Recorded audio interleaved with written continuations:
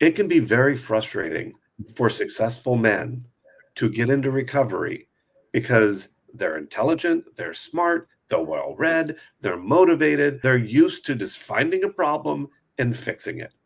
And the thing about sobriety and recovery work is that it does not work that way. And I'm very fond of telling people, look, you cannot speed this process up. You can absolutely slow it down.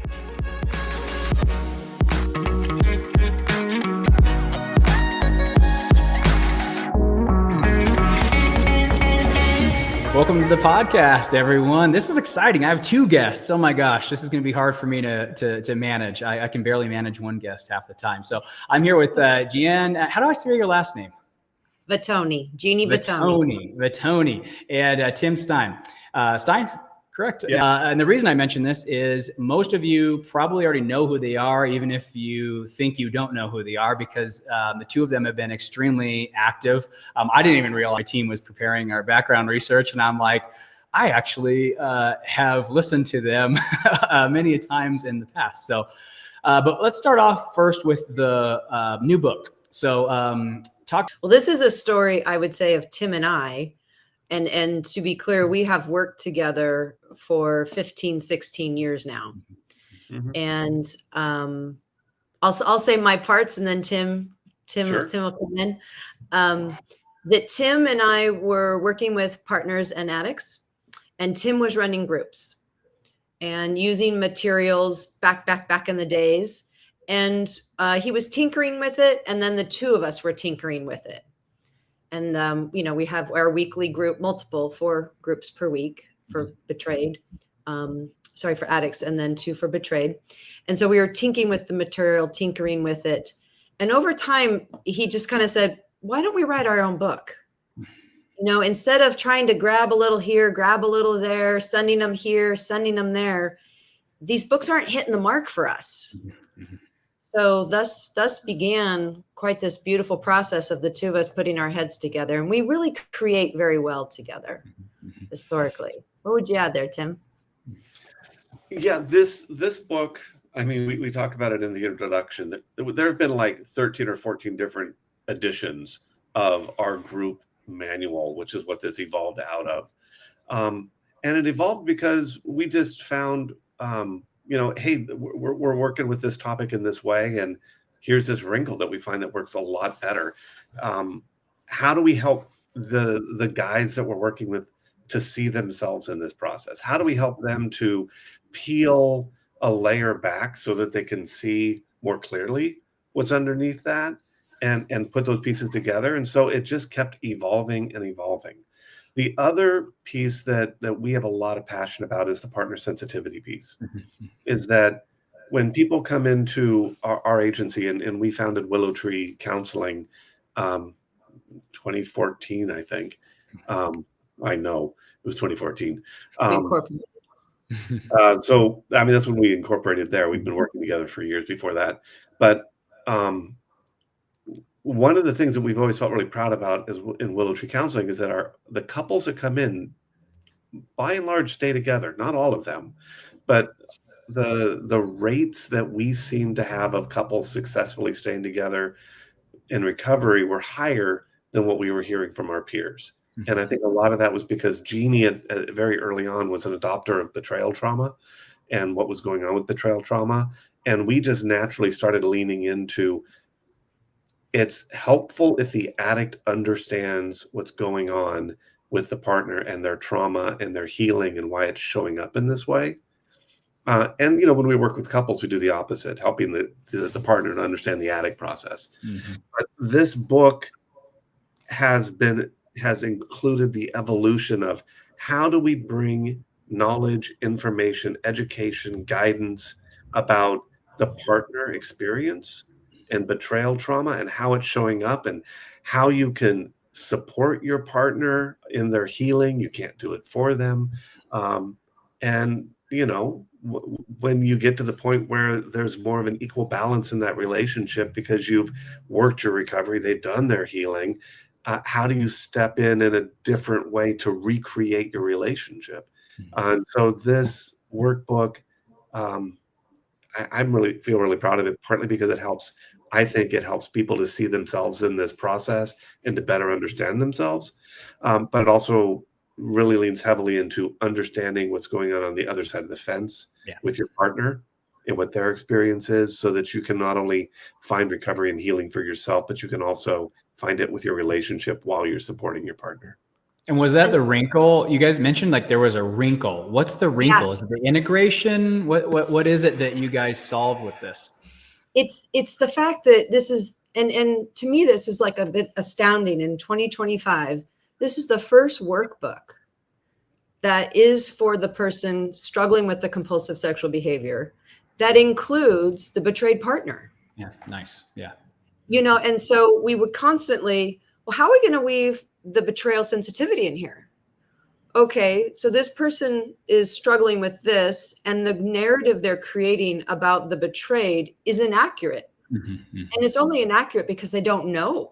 They haven't been educated on betrayal trauma. So for folks to stay in their lane, you know, that never worked for us, because when you're in a marriage or a committed relationship, you know, staying on your side of the street is just way too far apart. So how do we bring these people together where they're each doing their own work? Addiction recovery is so different than trauma healing, but yet in a way that they understood each other's process and understood some of the obstacles, or understood some of the things that would help. So, you know, it came to the point where we're saying certain things over and over with our people, and it's really resonating and helping them. But there was no book to point them to. So in our book, one of the differences is every chapter. So the chapters are arranged. There's an education, there's an application section, there's a partner sensitivity topic, then there's case vignettes, then there's recovery traits. So every chapter is organized on that. No matter if we're talking about the healthy sex in recovery chapter, or the anger chapter, or the empathy chapter, or what is recovery chapter, or how do you stay sober? So all these different chapters. But we weave in the betrayed partner's voice and experience into the education and application. And then the partner sensitivity section is all about, this might be going on with your betrayed partner regarding trust or transparency or check-ins or sex or communication. Like, so it really brings voice in a way that wasn't out there before. So it's designed for, so the people purchasing this, is it designed for both partners? Is that what I'm hearing? Or is it targeted towards the addicts so that they can understand the other part? Talk to us about the audience. The book is targeted for the addict. Okay. And it's an addict workbook that walks you through, you know, how do I understand my denial? How do I sort of get sobriety? What are the red flags I need to pay attention to? What's an effective program look like? How do I tune that up? How do I step into the recovery process, which is, you know, sobriety is about what we don't do. So recovery is about what we do. So we talk about how do you not do these behaviors that are problematic. And then the second half of the book is how do you start doing your life differently. So the book is very much targeted for the addict, with understanding their own process, their own journey, and then understanding what their partner's going through. I will say that a lot of our partners have wanted copies of this book, not because they're going to work through it, but because, one, they really find it very helpful to read about what's the addict learning and working about, what's the addict's addiction about, how is their journey playing out, and then they love to see what we're saying about their experience, because it resonates with them and makes sense to them. And then they have a different sense of comfort that, oh, my addict partner is getting this information. They may not be applying it quite as effectively as the partner would like, but there's a reassurance of, oh, they're getting it. I think we have in mind writing another book that will be basically the same content, but sort of framed for a partner. But the book is designed for the addict to work through. But partners have really appreciated the information that we put in there, which is Oh, I agree with that. I have my book. I sent it out right when it was done. I sent it out to all my clients just just right when I got the published copies, and all the wives intercepted it and read it first. And they all, the emails I got from them was the same thing, was, oh my gosh, this is such a, it's not a how-to book as much as mine is. I just don't feel like people are appreciating the size of this issue. And so I felt called to write a book because it was like, guys, this is a far bigger issue than I think everyone's getting anything credit. We have societal factors, religious elements. I mean, there's a lot of things feeding into why this is a lot more difficult to just drop than a glass of alcohol or the heroin needle or something. I mean, there's a lot going on here that makes it a little bit difficult to ditch. So I totally resonate with that. I had a follow-up question to that though, is it designed to work kind of along with a therapist, along with a group? Was it when it was written, was it like, okay, well, let's write it as a standalone just in case they don't have the resources for additional help? What was the kind of ideology behind somebody buying this thing and just going through it front to back? I mean, is it designed to give them a comprehensive understanding of everything that they're going to need to do? Yeah, it's designed to do both. So again, we started it and using it as our group curriculum. And so that's another piece, is that at the end of every chapter, it's really a collection reflection site. Cool. What have you learned? What questions do you have? And we're always encouraging the reader, and who are you sharing this with? Whether that be your loved one, your sponsor, your recovery peers, your whomevers, who are you sharing it with? So from a group curriculum perspective, that's the part they bring into group to share about. But yet anybody could get the book and be thinking, how can I share it with my recovery person? I meet with them every Tuesday morning for coffee. So how can I share it with them, or a therapist or a coach? So it's meant to do both in that comprehensive way. I want to go back to one part before we got to that good question, Roland. It is a workbook focused on the person who's struggling with the addiction and helping them learn and hear the partner's voice. What I have some couples also doing is they're using the partner sensitivity topic and article as a way to communicate about a situation. So they're using it as relational repair.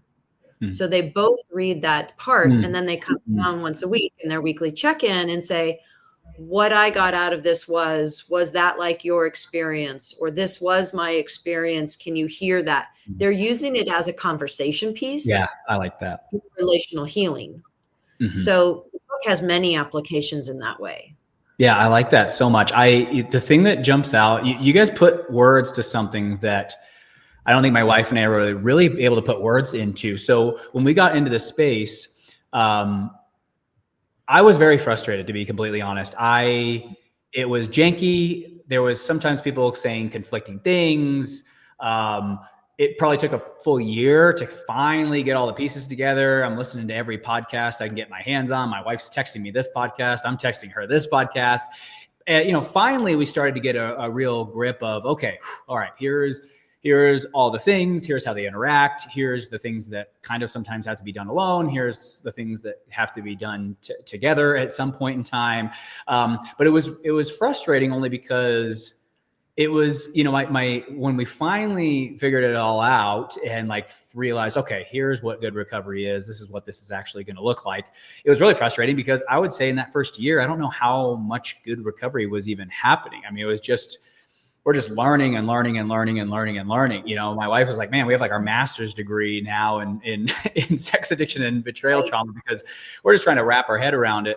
But at the same time, I had this feeling, it was like, man, it's big, but at the same time, it's also not too big to put at least into an introductory book that could give you a really great foundation to stand on. So I think what Tim was saying so resonated there wasn't this one-stop shop. There's a disclosure book, then there's a book that's partner sensitive, but more written for the addict. And then there's a book that's partner sensitive, but written more for the partner. And it's all these great books, awesome books. I've read all of them and they're great resources, but there wasn't this one kind of inclusive piece to really help an addict understand what they were actually in, because I do think the danger with using the word addiction is it comes with this idea that we are going to detox and get done.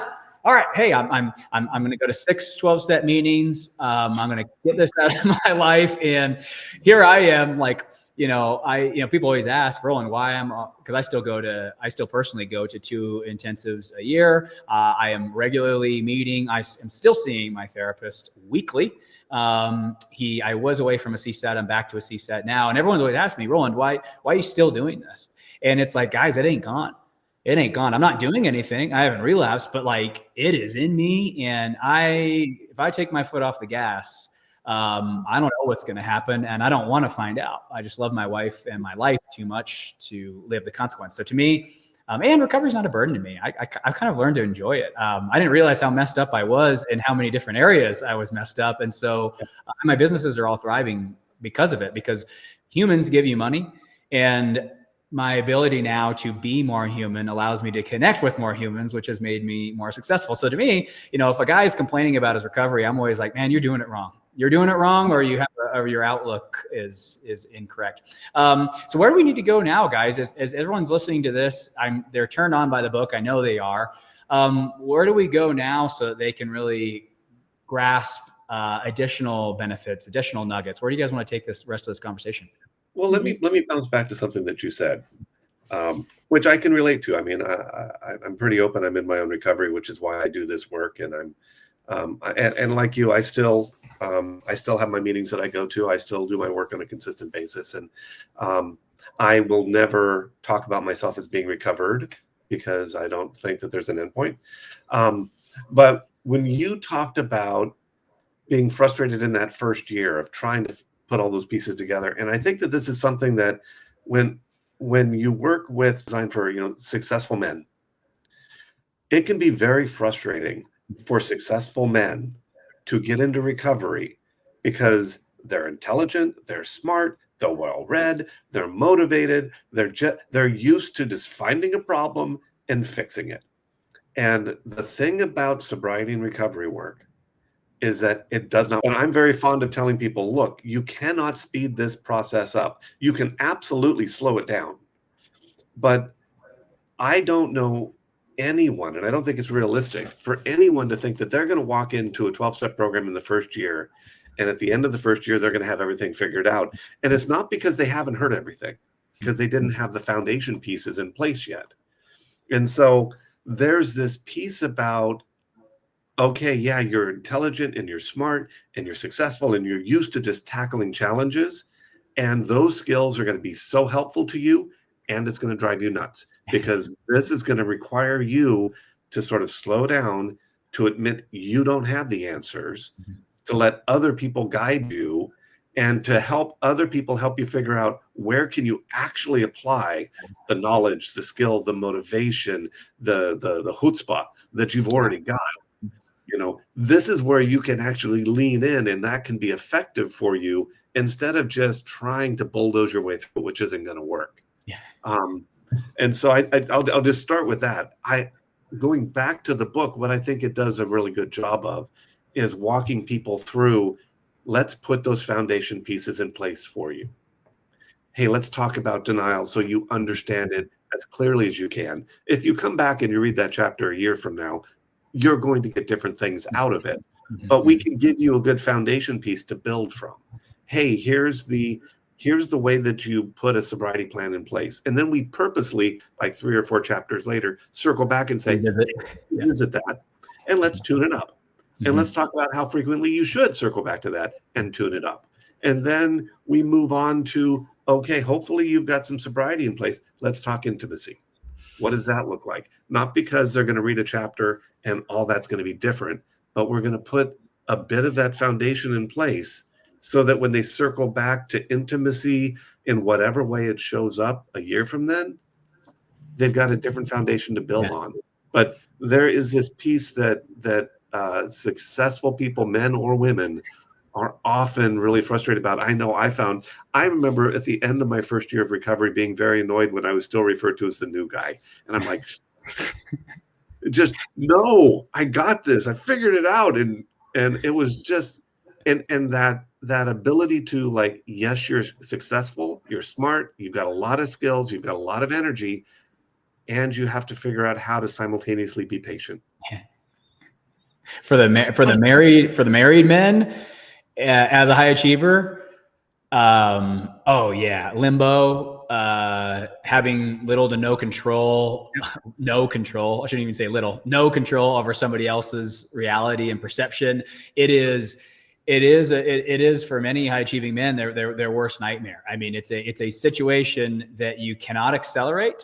You can definitely slow it down, but I mean, there is a point at which it can only move so far. What I heard you say there, Tim, what I would mention to everybody is the reason that you can't accelerate this, at least in my opinion, is there's kind of precursors to some things that I couldn't work on until I established them, and a lot of them were way down at my core. You know, a complete total distrust and fear of humans. Literally a distrust that they will meet my needs, and a fear of what they're going to say about me and tell other people about me. Right. So, you know, it was a huge hindrance to, and then, I mean, gosh, you know, empathy, don't even talk to me about that. I still haven't learned it, but, you know, I think that's the challenge with a lot of this is, and being a process addiction too, I think the challenge there too is they're kind of individual, right? So there is no cookie cutter approach that you can slap onto every single individual. You know, the reason these behaviors happened for, you know, if you put 10 guys in a room,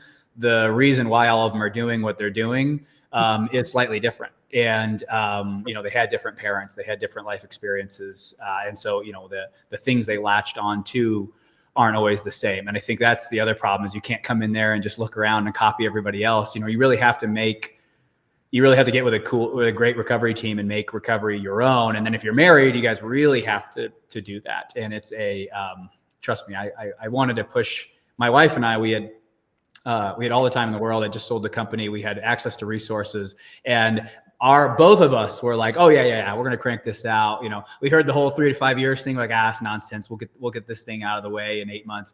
And yeah, like I said, I don't even now in hindsight, I don't think we really started real recovery until probably a year in, to be honest with you. I mean, it just, you know, I think we thought we were recovering, but I don't know if we were actually changing anything. And there's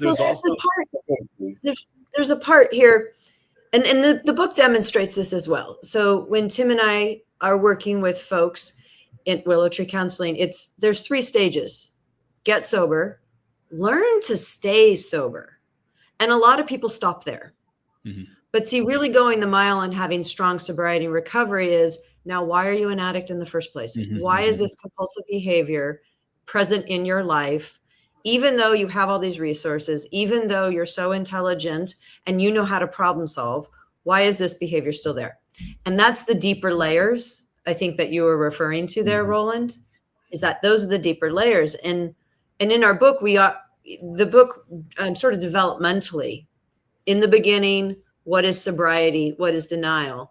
And then, okay, now how are you going to maintain that? Mm-hmm. And then, now what's the trauma or emotional wounding or patterns growing up or patterns in early adulthood?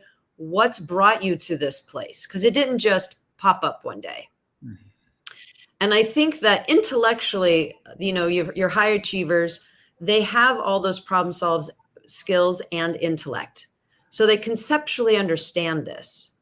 But see, the kind of work that needs to occur is not intellectual necessarily. Mm-hmm. It's the emotional.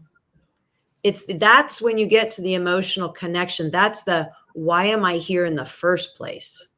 How did it get this crazy? And that's the emotional work. And emotional work is not a problem to be solved. And it, like you're saying, it has its own pace. And it also requires an openness or a vulnerability that a lot of folks who are highly efficient and productive in the world struggle with. Because I see a problem and I know how to tackle that problem.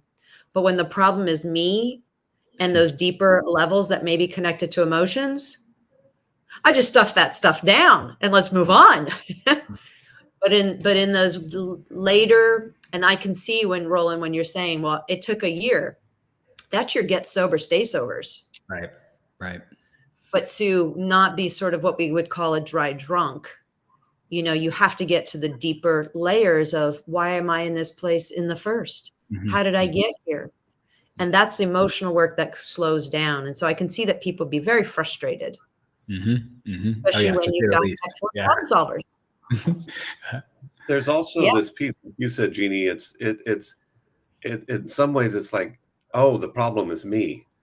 But again, when you're in a relationship and your partner has betrayal trauma and their triggers are coming up and their pain and their anger and their reactivity is coming up, it's really easy, especially for people who are used to being in control and in charge and managing and controlling, to say, well, I just need to fix that. I can make everything better. And I will phrase it and say, when we are trying to fix whatever is going on with our partner, that's just us emotionally manipulating them so that their emotional state is more comfortable for us. And one of the things that I don't think we explicitly come out and just say this, because we could and they wouldn't hear it, but what we've woven throughout the partner sensitivity piece is the idea of, you can't fix what's going on with your partner. You can't heal their wounds for them. The most important thing you can do is be sensitive to their process, understanding of their experience, and patient. And offering help. Yeah. You know, holding the space, holding the container. Because I'll speak to that personally, where things were really good. I was, you know, we had really good help early on. You know, you personally know some of the people who helped us. And so we had a great help. And I did a good job, but where things started getting bad, Tim, was when I did what you said.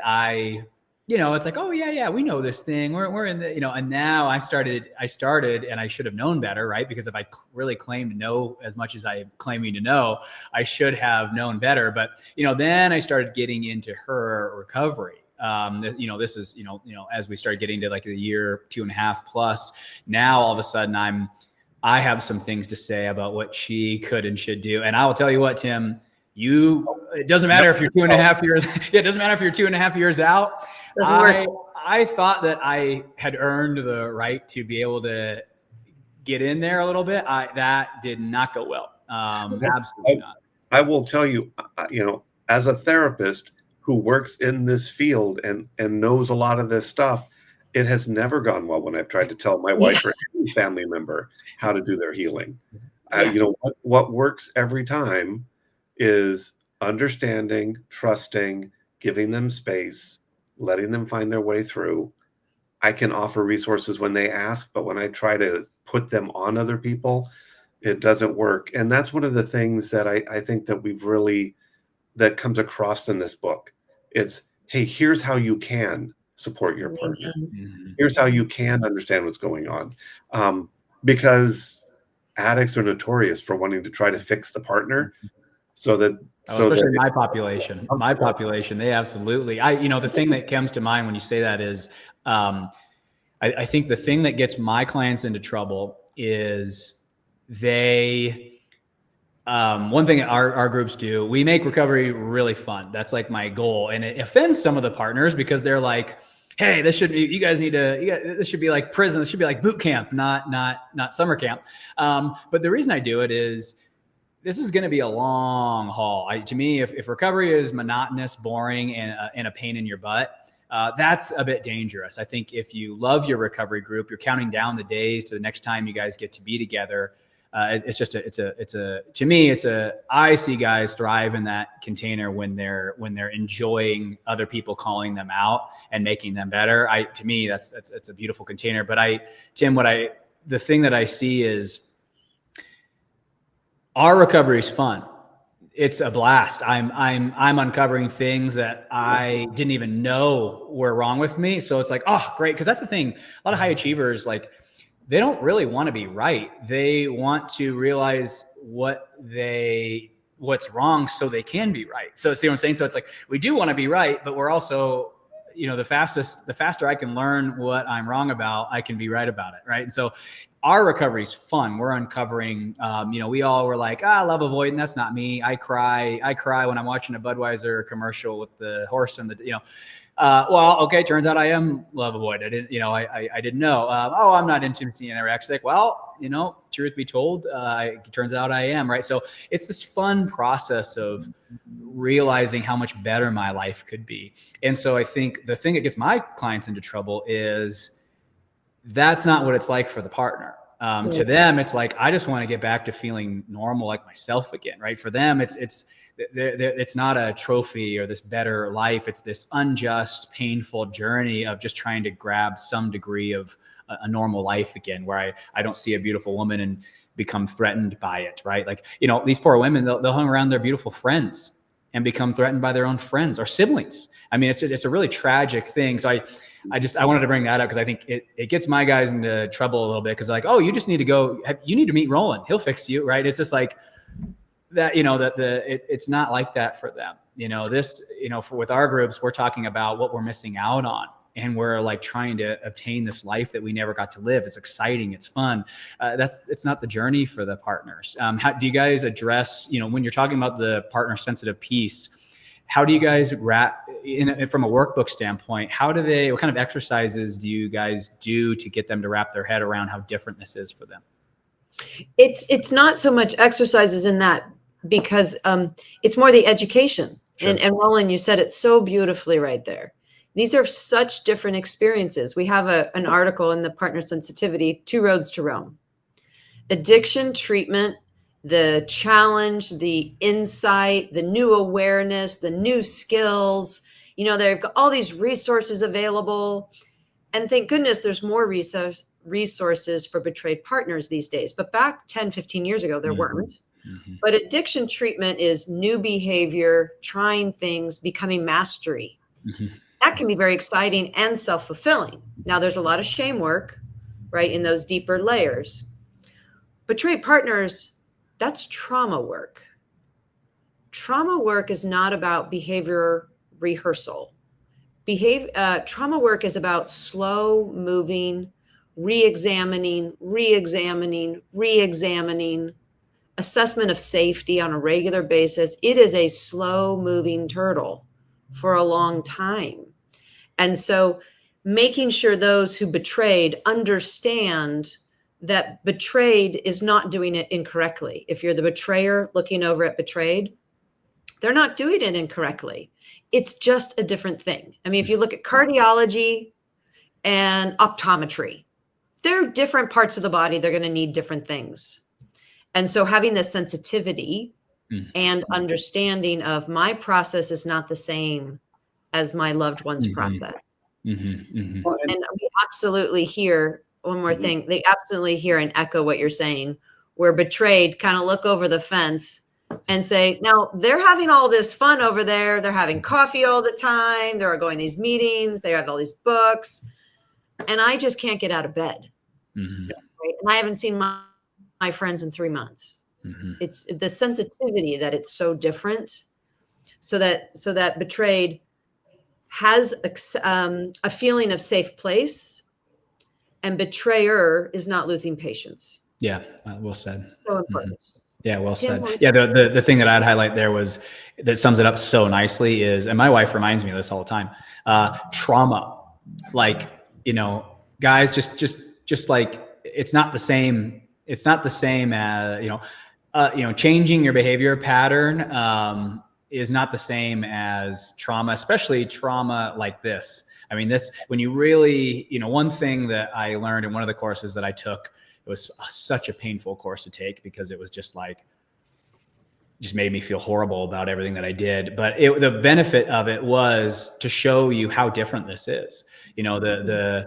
What these behaviors did to these women in microseconds, literally discovering it, and then whoosh, all of a sudden brain just changed over. All of a sudden Now looking over at this woman, just the day before, this woman was not a threat. Now it's, did my husband sleep with this person? Does he want to sleep with this person? Is this the type of pornography he looked at? I mean, like, I think that's, to me, the thing that I still need to anchor in that to really appreciate the difference. We are talking about two different healing processes. And I think guys too can relate a little bit. For me, I was arrested because of my sexual behavior when I was 14 years old. As a 14-year-old boy, arrested, fingerprinted, taken, put in the back of a cop car. So I can relate because I have had to undo, they polygraphed me back then when I was 14. I mean, it was a horrific experience that altered my life forever. And so I can relate to a teeny, tiny, small amount of the thing that lives in my body, saying that and what happens to my throat, just talking about it. Like, guys have all been traumatized before. If you can imagine that and then times it by 100 and make it present day, that's really what we're trying to navigate here. And so thank you for bringing that up. I think that's really the difference. We can't even compare the two. They're not even, the recovery processes are not even remotely similar, totally different. Yeah. Thank you. And like you were saying, I mean, it can be fun. I mean, you go to a 12-step meeting and it's like, hey, good job staying sober for 3 months. That's awesome. Yeah. You had that challenge and you got through. That's great. And, partner meetings are more, I got out of bed. Yeah. Yeah. Well said. Or here's, yay, 3 months since he cheated on me. Yeah, for real. Yeah, seriously. Yeah, like, you upheld the contract that we signed 19 years ago when we got married. Good for you, right? It's, that's because it is. It's just they're two different things. And so I have a question. What? And this, my guess is this isn't in the book because this is a huge topic. But I am more so curious to get your opinions of it because I really respect both of you and the way you look at things. One thing I have been trying to introduce to the space, because again, I like what you guys are doing, is trying to help give people from out of the gates an appreciation for the size and dynamics of this thing. Because I think if you don't honor the size of this, you delay it, you make it more painful, you potentially re-traumatize each other through the process. I'm curious what your take is on the societal influences of a lot of this. The more and more I've hung out in this space, I've wondered how much of what we're dealing with in this problem are beliefs that have been adopted as normal. I'm going to speak more so from my particular population. Successful male culture has used women, unfortunately, as a status symbol. This could be divorcing your wife and upgrading your wife for a more attractive younger version. In some parts of the country, that's a popular thing to do. It could be more so as simple as, hey, James Bond sleeps with 3 women and never calls them again, and everyone loves James. So why, when I do this, that I'm not? You put on TV. I always talk about the music videos. The music videos, the guy, we know in real life, he has a wife and 3 kids. We know this in real life. Well, how come in the music video, he's drinking with all these women in their underwear in his hot tub? Right. And his kids and wife are nowhere to be seen. So to me, it sends a pretty clear message. No one wants to watch a monogamous, integrity-driven male. They all want to celebrate the guy who can get all the women, all the sex that he wants, all the women that he wants, the house he wants, the car he wants. So I'm just curious on your guys' take on this. When we're talking about the field of sex addiction, it doesn't often get addressed as much as I would love to see it addressed, because I think the being in this world is like 3 steps back. And so I think when we see guys relapsing, because that happens unfortunately often in this space, right? When I see it, I think the challenge is, again, calling this addiction, there's this idea that this man is going to go, he's going to detox, and this is going to be out of his life, and then we can move forward. To me, the world is almost like 3 steps back every day. So if you're not taking at least 3 steps forward, or 4 or 5, it's very challenging to be here and unsubscribe from that, especially for my population, because they really care about what society considers admirable and impressive. And so it's very difficult to live this life when everyone out here used to be cheering for me, and now I'm living sober and I'm getting less attention. I'm getting less celebration. How do we make sense of that? And how much do you guys think that that's contributing to this problem? Well, let me start by bouncing back to something you've said twice now, which is the idea of I'm going to do this for 6 to 8 months. I'm going to figure it out. I'm going to be done. And I will just be blunt and say, I don't care who you are listening out there. If you think that coming in the door here, you are going to be sadly mistaken. Either that or you're going to decide that this isn't worth the work and you're going to quit and you're going to go back to the old patterns. Yeah, well said. This is not a 6 to 8 month thing. This is going to become a lifetime process that you are walking for the rest of your life. And it gets easier the longer that you walk it, as long as you stay sober. But it gets easier the longer you walk it, but it will never be something that is going to be done. Now, as far as that, the cultural piece, it's a mixed bag, in my opinion. From one perspective, the men looking at women as objects of status is not unique to our culture. That is prevalent throughout the world, throughout multiple cultures throughout the world, and it's been present for centuries before now. And so that aspect has always been there. And also we know that sex addiction is not unique to just Western culture. The World Health Organization put out their sexuality survey, and they were able to include questions specifically looking for sexual addiction patterns. And what we found is that sexual addiction patterns are prevalent in all of the cultures of the world. It's not just a Western culture thing, regardless of whether there's, all the music videos with all the scantily clad women and male domination stuff out there or not. So is it purely our culture driving it? It is not. Our culture doesn't help. I mean, one of the things that, like I'm the president of the American Foundation for Addiction Research. And one of the things that we did is, while we are not an anti-porn organization, we fund research, advocacy, and education into sex addiction and betrayal trauma.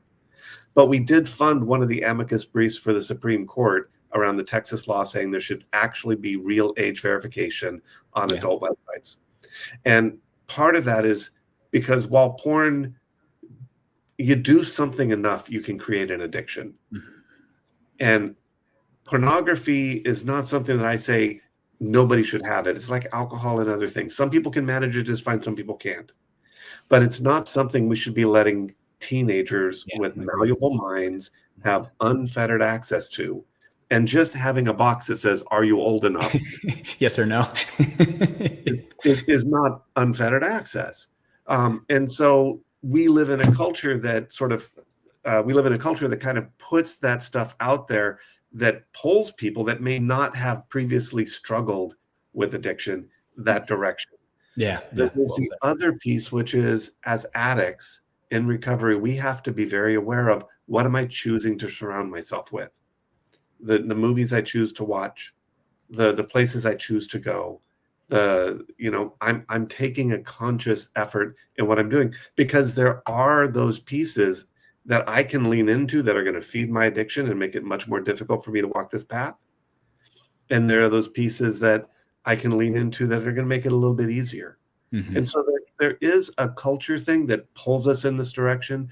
There is a piece about male status being attached to the young, attractive woman that we have to grapple with. And God knows our culture does not have good male stereotypes and role models out there, unfortunately.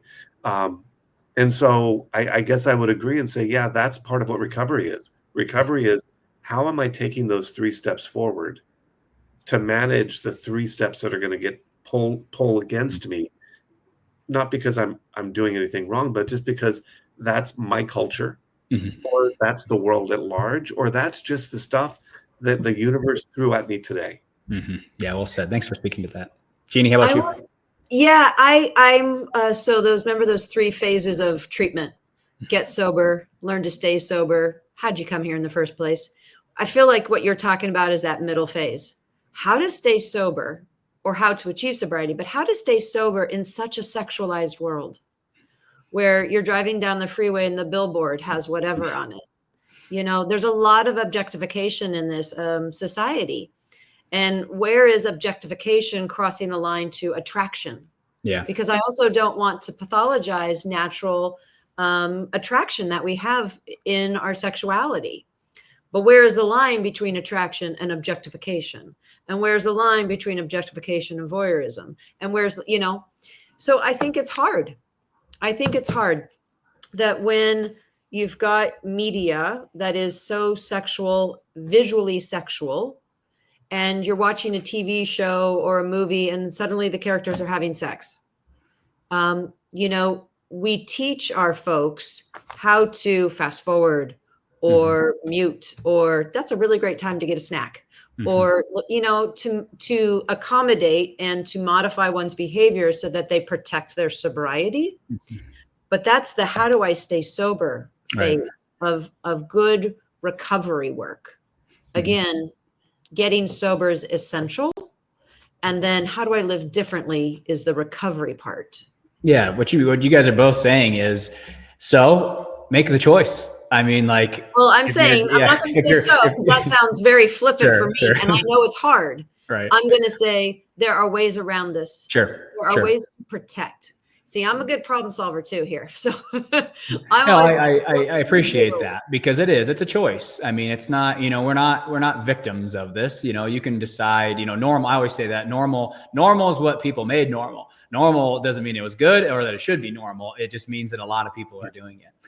Guys, this was a great conversation. I'm lucky that I'm going to be able to bump into you guys. I think both. You guys are going to be in Nashville too. My wife, you'll be able to meet my wife and I out there as well.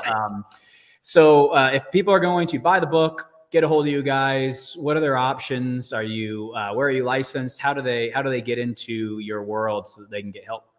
Well, they can find the book, which I'm not sure we actually said the name of. And so the book is called Finding the Way Through, a workbook for sex and pornography addiction, sobriety, recovery, and partner sensitivity. You can find it on Amazon. It's available there. I feel really, really, really good about the book. Willow Tree Counseling, we're based in Northern California in Sonoma County. You can work with any of our licensed clinicians if you're based in California. If you're outside California, we can't work with you as a clinician, but we have coaches who are able to work outside the state lines and are able to work with people. If you're outside of California, you want that. I always tell them, hey, when in doubt, reach out, especially to a couple like this, you guys, for everybody listening. They're going to take care of you. They're going to point you in the right direction. I always say, it doesn't matter. Like if you're, where are they? Just pick up the phone, call. Everybody in this field I have found cares so deeply about your recovery that they're going to help you. They're going to point you in the right direction. Hey, thanks for you two showing up. I love this. This was great. Oh, you're welcome. Thanks for having us.